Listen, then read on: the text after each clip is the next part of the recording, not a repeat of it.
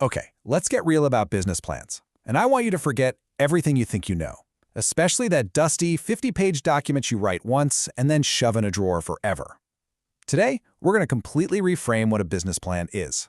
We're turning it from a static document into a living, breathing operating system that actually runs your business. So here's the game plan. First, we're going to bust the huge myth that makes most business plans totally useless. Then, I'll show you the two-plan system that separates the businesses that thrive from the ones that just don't.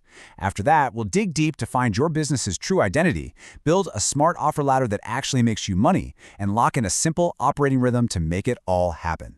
Stick with me, because by the end, you won't just have a plan, you'll have a real system for getting things done. All right, let's dive into Section 1, the business plan myth. This is where we get brutally honest about why those documents we spend weeks perfecting almost always end up collecting dust on a shelf. I want you to be honest with yourself for a second.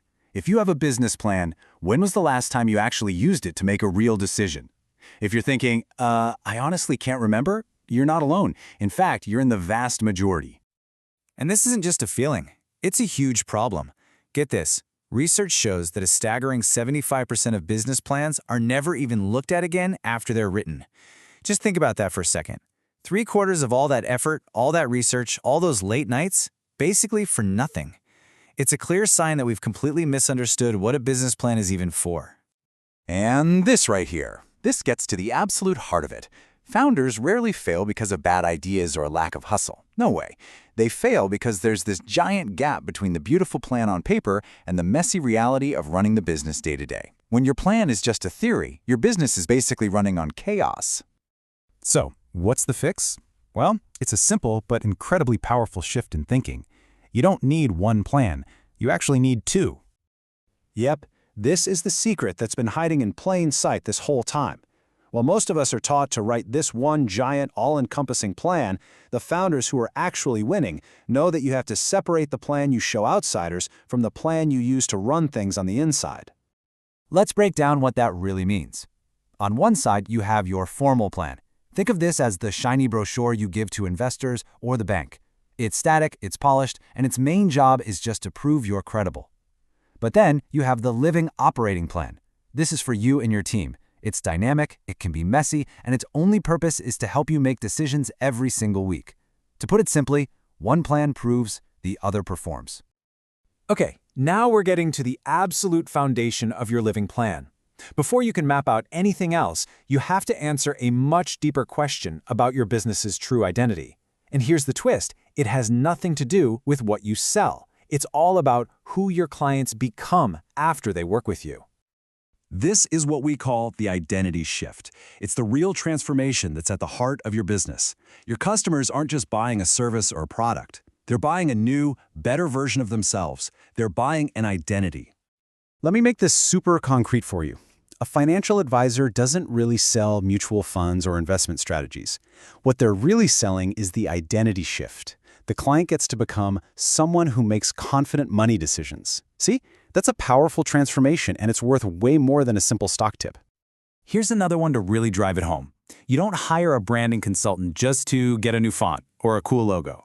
You hire them to achieve an identity shift, to become a business that looks credible and established. I'm telling you, when you nail this, your marketing suddenly becomes 1,000 times easier. Okay, so you know the transformation you provide. That's huge. But how do you actually sell it? How do you turn that identity shift into actual revenue? Well, that's where the offer ladder comes in. It's a brilliant way to structure everything you sell around that core transformation. Just picture a ladder with 3 rungs. At the very bottom, you have an entry offer that gives people a low-risk way to get a taste of your magic. In the middle, you've got your core offer, which delivers the full transformation. And way up at the top, a premium offer for those clients who want the deepest level of support. This structure is amazing because it means you have an answer for someone no matter where they are on their journey with you. Let's look at that first rung, the entry offer. This is your front door. It has to be a total no-brainer, a low-risk way for someone to experience how brilliant you are. Maybe it's a workshop, a paid diagnostic, a small course. The goal is super simple. Deliver a quick win, show them how you work, and make taking the next step up to your core offer feel like the most obvious decision in the world. Now, each rung on this ladder has a very specific job to do. Your entry offer, that's your lead generator. Your core offer, that's the primary revenue driver. It's the engine of your entire business. And your premium offer, that's your highest profit margin play for a handful of your best clients. Knowing these roles is so critical for knowing where to focus your time and energy. So, take a second and ask yourself this. Really think about it. Which of your offers is the real workhorse? You might love your entry-level product, but which one actually pays the bills and keeps the lights on? Knowing the answer to that question brings so much clarity. Most founders spread their energy way too thin. Don't do that. Focus on what works. So you've got your identity shift, you've got your offer ladder, you're doing great. But a brilliant strategy is totally useless if you don't execute it. And that brings us to the final crucial piece of the puzzle, your operating rhythm. This is the system that turns your amazing plan into consistent action. This quote just says it all, doesn't it? A perfect plan that just sits there is worthless. But a simple plan with a consistent weekly rhythm, that is absolutely unstoppable. The problem isn't your plan, it's the lack of a pulse. And this right here requires a huge mindset shift. I want you to forget about the perfect annual plan. Instead, I want you to get obsessed with small, consistent actions every single week. Real momentum isn't built in some fancy quarterly planning session. It's built in the daily and weekly grind of just getting it done. And the best part is the solution is so simple. It's a 15-minute weekly review.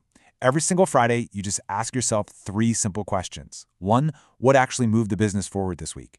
2, what created friction or caused me to do rework? And 3, what's one small adjustment I'm going to make next week? This little habit is what keeps your plan alive. It turns it from a static map into a dynamic GPS that reroutes you in real time. Wow, okay, we have covered a lot of ground. We've busted the big business plan myth, and we've built a whole new framework from the ground up. So, the question is, what are you going to do with it? Let's do a quick recap.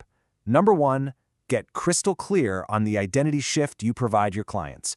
Number 2, build your offer ladder to deliver that transformation. Number 3, create a dead simple weekly operating rhythm to make sure you're always moving forward. And finally, the most important part of all, execute, adjust, repeat. That is the entire game. And that brings us to our final and, honestly, the most important question of all. You now have the framework for a business plan that actually works. A plan that lives and breathes and grows with your business. But a plan only works if you do. So, will you work it?